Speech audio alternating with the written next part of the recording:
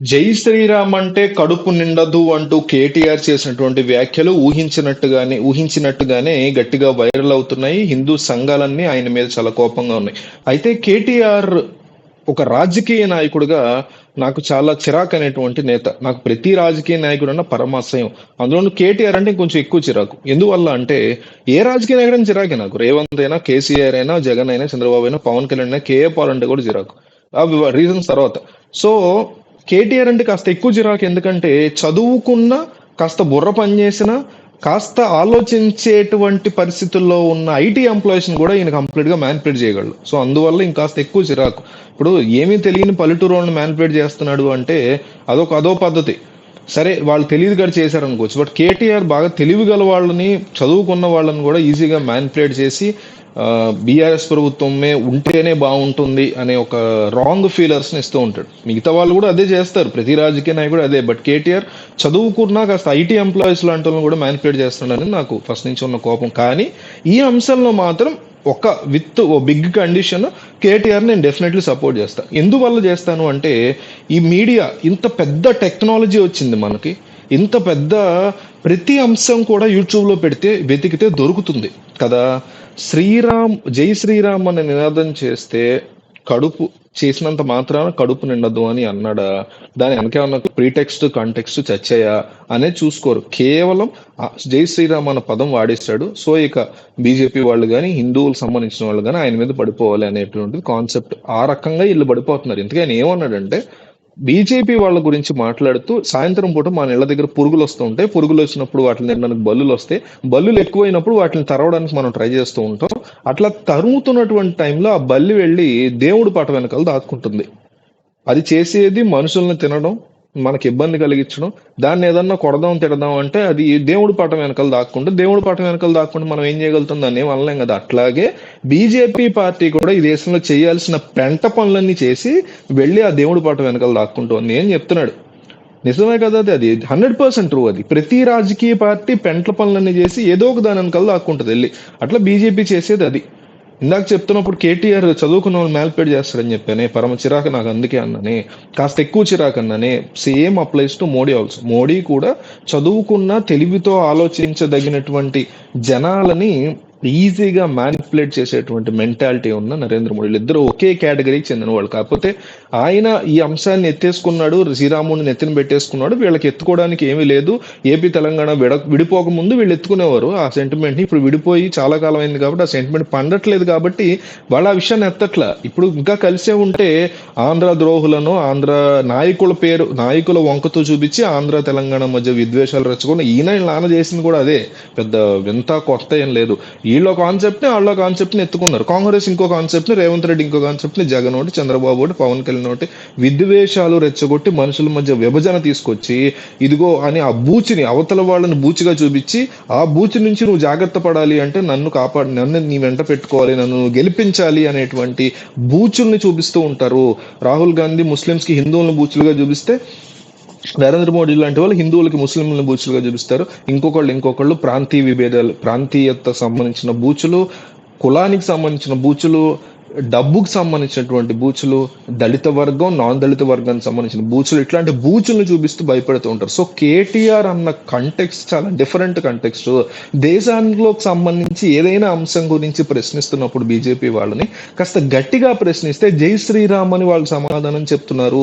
మేము అడుగుతుంది అది కాదు, మాకు ఉద్యోగాలు ఎందుకు ఇవ్వలేదని అడుగుతున్నాం, మాకు మెడికల్ కాలేజీలు ఎన్నాళ్ళు తెలంగాణకి ఇవ్వాలా, ఇంజనీరింగ్ కాలేజ్ ఇవ్వాలా, నవోదయ పాఠశాలలు కూడా ఇన్ని సంవత్సరాల్లో తెలంగాణ ప్రాంతానికి మీరు ఎందుకు ఇవ్వలేదని మేము ప్రశ్నిస్తుంటే, అడుగుతున్న ప్రతి ప్రశ్నకి జై శ్రీరామ్ అని మీరు సమాధానాలు చెప్తున్నారు. చిన్న పిల్లలను కూడా మత్తులో ముంచేస్తున్నారు అంటూ కేటీఆర్ సీరియస్ అయ్యారు. అది 100% ట్రూ. అందులో అసలు ఎటువంటి క్వశ్చన్ లేదు. అయితే అయితే అయితే అయితే ఎందుకు ఇన్నిసార్లు చెప్తున్నానంటే, నేను ఎన్నో సంవత్సరాల నుంచి మొత్తుకునేటువంటి మేజర్ పాయింట్ ఒకటి ఉంది. కొన్ని సెన్సిటివ్ ఇష్యూస్ ఉంటాయి, జెండర్ బేస్డ్, ఆడ మగకు సంబంధించిన సెన్సిటివ్ ఇష్యూస్, మతం, కులం, ప్రాంతం, దేశం, ఇలాంటి సెన్సిటివ్ ఇష్యూస్ అంటే ప్రజల మనసుల్ని తీవ్రంగా కలచివేసే లేదా ఉత్తినే మనోభావాలు హర్ట్ అయిపోతాయి కదా మన దేశంలో. ప్రతి ఒక్కడికి టైంకి తిన్నా తినకపోయినా మనోభావం రోజుకి ఒక్కసారైనా హర్ట్ అవుతుంది, అసలు క్వశ్చన్ లేదు. అవ్వకపోతే అడిగి నిద్ర పట్టదు. అదేంటి అమ్మ ఈ రోజు నాకు మనోభావం హర్ట్ అవ్వలేదని అడిగి నిద్ర పట్టదు. సో అట్లాంటి దేశంలో ఉన్నప్పుడు మనం మాట్లాడేటప్పుడు, ఇట్లాంటి సెన్సిటివ్ ఇష్యూస్ మాట్లాడేటప్పుడు వెరీ వెరీ వెరీ కేర్ఫుల్ గా మాట్లాడాలి. అది కేటీఆర్ చేసిన తప్పు. ఇందాక విత్ వన్ బిగ్ కండిషన్ నేను కేటీఆర్ సపోర్ట్ చేస్తాను కదా ఈ పాయింట్ వరకు. ఇది ఈ కండిషన్. ఆ కండిషన్ ఏంటంటే మీరు ఎత్తుతుంది బీజేపీ గురించి, మీరు క్రిటిసైజ్ చేస్తుంది బీజేపీని. బీజేపీ జై శ్రీరామ్ యొక్క నినాదాన్ని ఎత్తుకుని జై శ్రీరామ్ అనే ఒక దాని చుట్టూ బీజేపీ ఏం చేయలేదని చెప్పట్లా, చేయాల్సింది ఎంతో ఉంది. దాని గురించి అడుగుతున్నప్పుడు వాళ్ళు ఈ డ్రామాలు ఆడుతున్నప్పుడు బీజేపీని మీరు క్వశ్చన్ చేస్తున్నప్పుడు డెఫినెట్లీ క్వశ్చన్ చేయండి.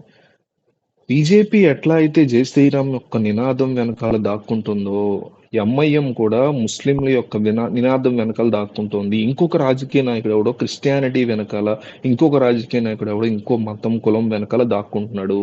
కాబట్టి పిల్లలు జై శ్రీరామ్ అనే ఒక దాంట్లో మునిగిపోతున్నారు అనేది ఎంతైతే నిజమో, హిందూ పిల్లలు ముస్లింల పిల్లలు కూడా అదే లెవెల్లో అల్లా అనేటువంటి ఒక ముసుగు వెనక వాళ్ళని దాచి వీళ్ళు రాజకీయాలు చేస్తున్నారనే అంశాన్ని కూడా మీరు ఎత్తాలి. పబ్లిక్ సాక్షిగా ఎగ్జాంపుల్ గా అన్న తీసుకోవాల్సిందే. సేమ్ లెవెల్లో ఒక క్రిస్టియానిటీ అనేటువంటి ముసుగులో రాజకీయాలు చేసే వాళ్ళను కూడా ఎత్తి చూపించాల్సిందే. ఈరోజు అది ఆయన ఆ టైంలో ఆ ప్లేస్ లో ఉన్నప్పుడు ఆయన మాట్లాడాల్సిన ఏంటంటే, బీజేపీ ఇట్లా జై శ్రీరామ్ అనేటువంటి అంశాన్ని తీసుకొస్తుంది.